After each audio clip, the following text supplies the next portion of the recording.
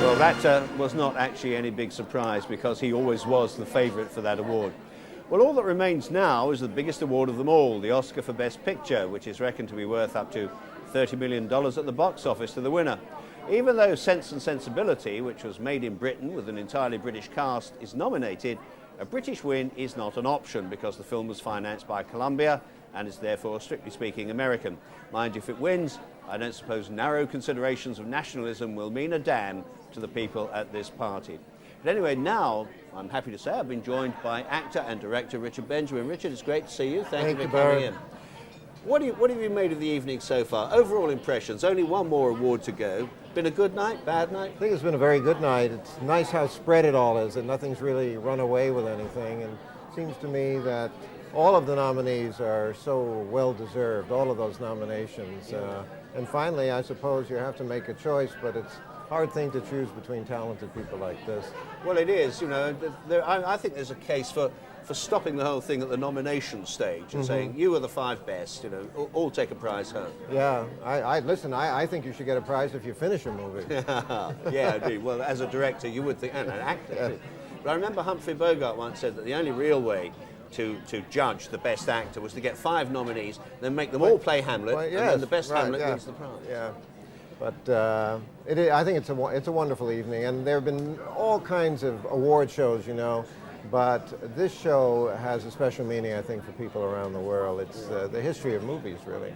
Yes, indeed. Has there been anything that's really surprised or disappointed you in the course of the evening? Something you'd have liked to win that didn't? Something that you...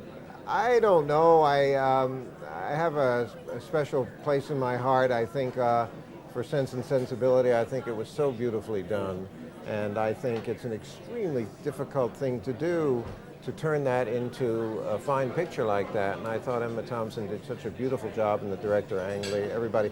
I have a place in my heart for that little babe. There was something miraculous about that movie. That movie is like a miracle.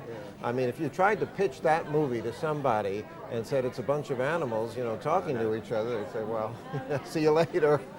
The other one that surprised me, and I'm very pleased for Mike Radford, was Il Postino, because I thought it was a very nice little movie. I didn't think it was an Oscar movie, did you?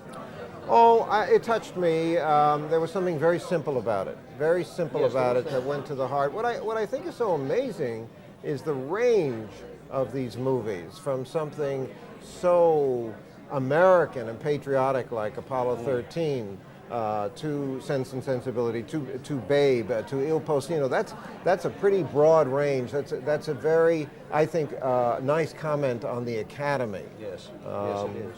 I think they're all very well deserved.